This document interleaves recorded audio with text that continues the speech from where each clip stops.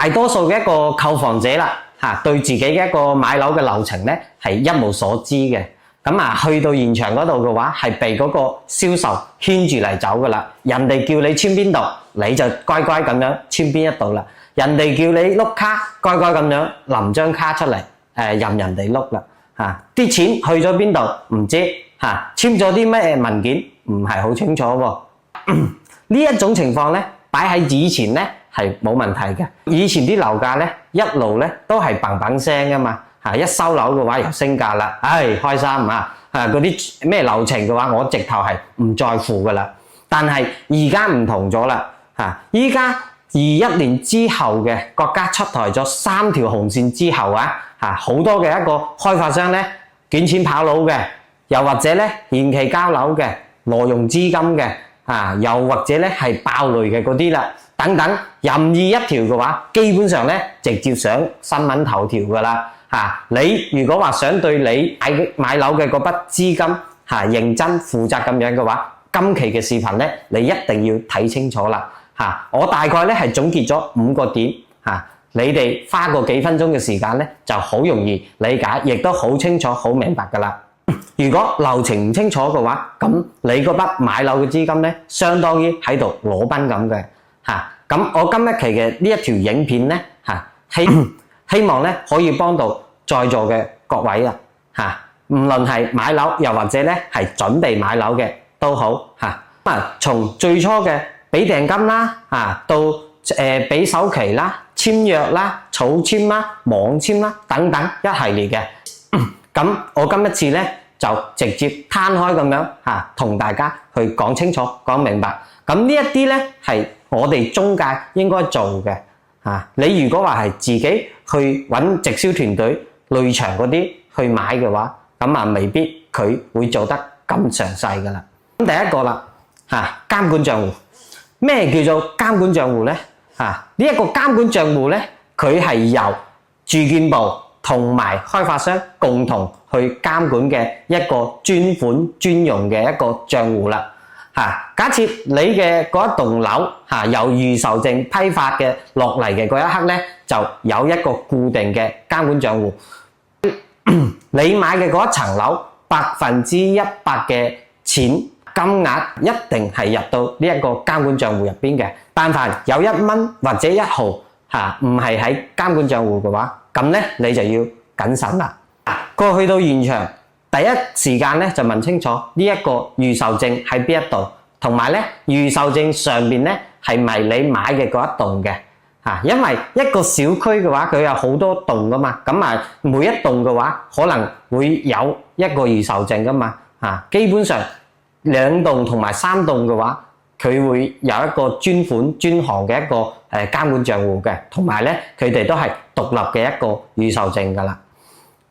咁核對翻呢個預售證同埋呢一個銀行嘅一個賬戶之後咧，你就問清楚可唔可以自己喺手機直接轉過去，咁叫對方嘅一個財務進行查賬咧，就基本上 OK 噶啦。如果佢話一定要碌卡嘅喎，咁咧你就一定要謹慎啦。第一個，佢想將你嗰筆購房資金咧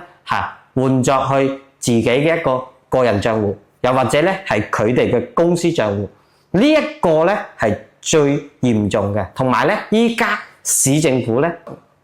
係嚴重咁樣去打壓嘅。呢一種行為咧係極度唔安全嘅，因為點解咧？佢分分鐘咧可以攞你嗰筆錢去填其他啲數填佢其他啲賬。如果話係咁樣嘅話，你嗰一層樓咧就極其係唔保障咯。咁你又話係咪先？去售樓部之前嘅話，就一定要提前搞清楚自己啦。嗰個銀行嘅一個匯款喺手機個 app 嗰度嘅話，要提高嗰個轉賬嘅額度啦。因為買樓嘅話，都係一筆大嘅一個轉賬嚟噶嘛。咁另外，依家中山呢邊咧，針對香港嘅一個居民嘅話，亦都會有個別嘅項目係有直接對外嘅一個海外賬戶嘅，直喺香港直匯嘅話，呢一種嘅話都要核對清楚，同埋咧亦都要問清楚啲啦。基本上呢啲直匯嘅一個賬戶嘅話，一啲問題都冇嘅，因為我咧亦都操作過幾個業主咧，咁都係用呢一個直匯嘅呢一個賬戶咁樣去進行交易嘅。到第二點啦，俾首期嘅當日可唔可以即時網簽？嗱，咁第一個咧網簽呢一邊嘅話就會分兩批啦，係草簽。咁第二個咧係正式嘅一個網簽啦。咁先從第一點講起啦，草簽咧就冇咩好講噶啦，就係保護發展商嚟嘅啫。真真正正保護我哋購房者嘅咧係嗰個網簽合同啦。咁咩叫做網簽合同咧？佢亦都有啲咩特徵咧？咁喺合同上咧就有條形碼啦、水印啦、二維碼啦，同埋合同編號啦，呢4個特徵嘅。咁基本上開發商呢一邊咧係當日好難會做得到網簽噶啦，因為佢俾完首期之後嘅話，要喺住建嗰度咧去解鎖呢一層樓，咁解鎖咗之後咧，你先至可以進行一個簽約。有好多種情況嘅話，基本上就係我今日去俾埋嗰筆首期，咁聽日嘅話，基本上咧都可以解鎖得到噶啦，咁可以進行一個網簽噶啦。亦都要多嘴一句問清楚，咁網簽咗之後嘅話，幾時去進行備案？咁呢一個備案咧，亦都係我接落嚟要講嘅第3點啦。咁網簽咧係登記你喺住建部嗰邊嘅一個登記嚟嘅咋，唔係話完完全全將呢一層樓俾你噶啦。需要嘅係咩咧？需要呢一份網簽嘅合同，印有你嘅一個簽名同埋開發商嘅一個冚章啦。咁但係咧冚章嗰度嘅話，基本上咧你網簽完咗嘅話，因為嗰個印章咧唔係話喺售樓部嘅，可能喺公司個，又或者咧可能喺啲其他部門嗰度嘅。你需要將呢一份合同簽完咗之後咧，送去冚章嗰度進行一個蓋章，蓋完章咗之後嘅話，合同嘅約定咧係喺30個工作日之內會去住建部門嗰度進行一個備案噶啦。嗱，如果話係要貸款嘅朋友咧，就要注意啦你嘅一個備案時間咧係直接影響到你嘅一個貸款嘅一個進度噶因為銀行嗰邊需要嘅一個條件咧好簡單嘅。咁第一點咧就一定係你嘅一個備案合同啦。如果話合同未備案嘅話，銀行咧係直接唔審批嘅，唔論你咩流水咩條件都好，借幾多錢都好，1蚊都唔借。但凡你個合同一日未備案，佢咧就一日未啟動呢一個審批嘅手續嘅。咁一啲慢啲嘅開發商咧，甚至可能會拖過1到2個月咧，先至會幫你嗰一層樓去進行備案嘅。嗱，咁喺呢一度咧就要提醒各位啦，越早咧就肯定係越好嘅，同埋咧咁假設因為你呢一個備案時間有影響比較緩慢嘅時候嘅話，你喺簽網簽嗰一日嘅話，基本上咧你亦都會同銀行咧去簽一份貸款書噶嘛。嗱，咁呢一份咧係唔係同貸書嚟噶？要等備案手續落嚟咗之後，銀行嗰邊咧先至會同你簽過一份同貸書嘅。如果唔係嘅話，你呢一層樓咧係向銀行借1分錢都借唔到嘅。嗱，咁佢會問你要啲咩資料咧？咁第一個咧就係自己嘅一個個人嘅一個證明啦。一定要問清楚呢一個備案合同嘅一個實際時間啦。咁我咧從業咗咁多年嘅話，我亦都見過有啲開發商咧，因為佢啲公章嘅問題啦，又或者係等等嘅一啲其他嘅問題，導致到呢一個備案時間咧，去拖到2個月，甚至去到3個月嘅。咁呢一種情況嘅話，銀行嗰邊咧就非常之急噶啦，因為你嘅一個備案合同遲遲未落嚟嘅話，咁導致到銀行嗰邊咧係一路都未開始審批你呢一個貸款嘅一個進度噶嘛。嗱，你咧簽完咗呢一個網簽之後嘅話，一定要多嘴問翻開發商嗰邊一句，大概幾時可以完成呢一個備案？備案咗之後咧，咁銀行嗰邊咧先至會啟動呢一個同意嘅一個貸款合同，同你簽呢一個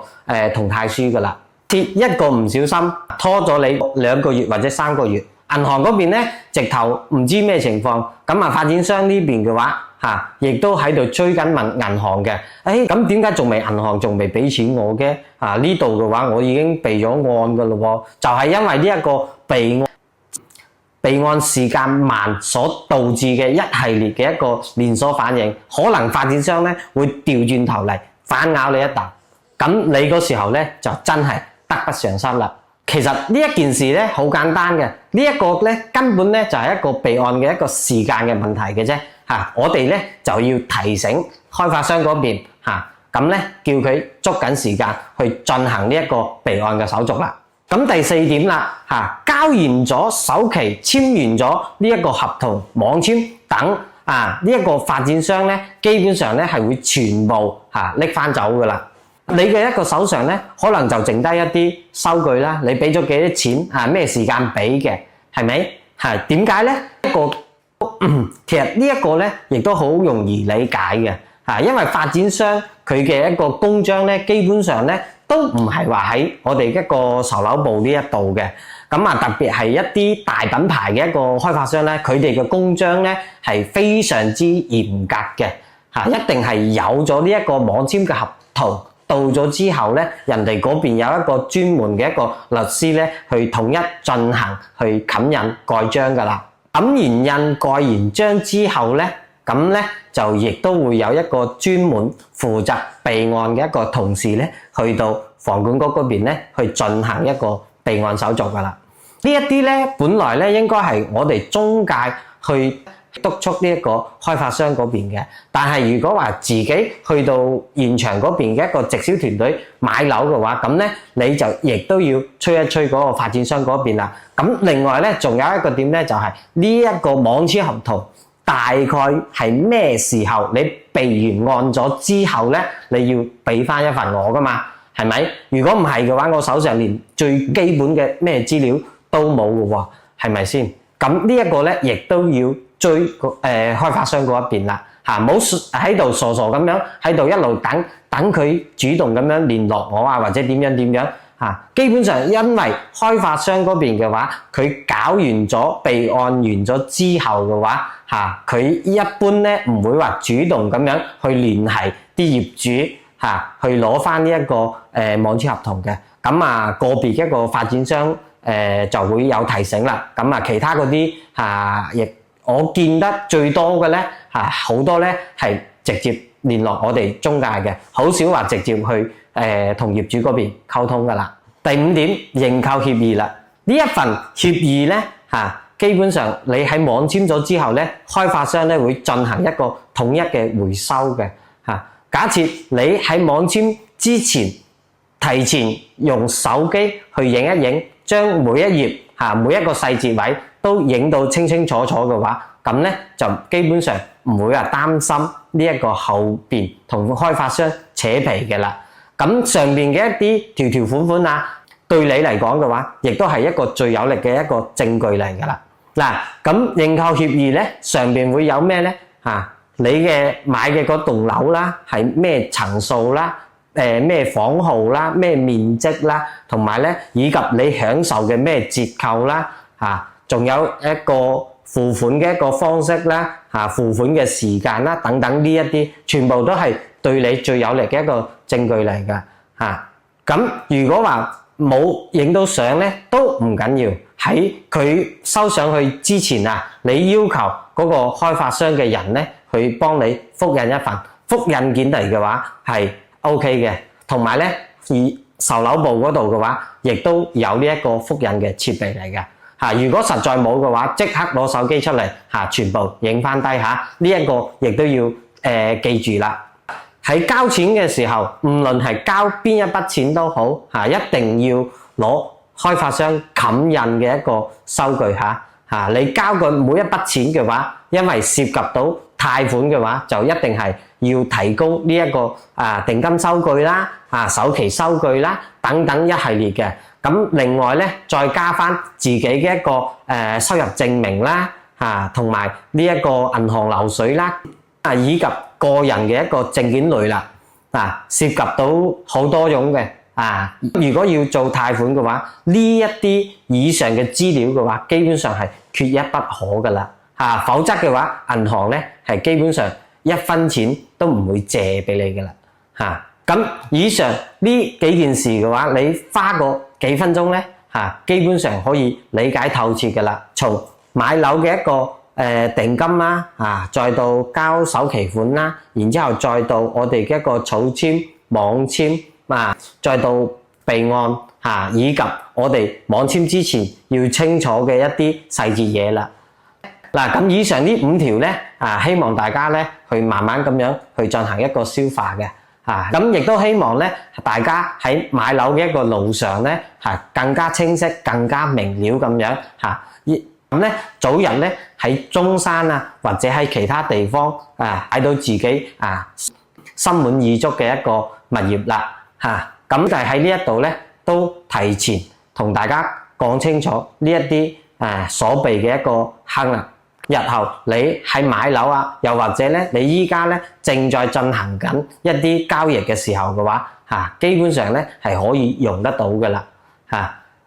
今期嘅一個節目內容咧就到呢一度噶啦關注我嘅一個朋友咧都知道從你點樣去揀樓然之後再去揾邊一個去睇樓買樓從俾訂金到交首期網簽再到攞翻網簽合同等等呢一啲手續嘅話一次過咁樣基本上同大家講得清清楚楚，亦都明明白白噶啦。咁廢話唔多講啦中意我呢一個頻道嘅話就點翻個啦俾翻個關注啦咁今期嘅一個內容咧就到呢一度噶啦。有邊一度覺得唔係咁清楚嘅直接喺評論區留言翻俾我，我見到咧亦都會第一時間去回覆大家嘅。咁我咧喺中山呢一邊咧一個擁有10年嘅一個房產交易經驗噶啦任何難題咧人哋解決唔到嘅，你過嚟揾我我哋下一期再見啦，拜拜。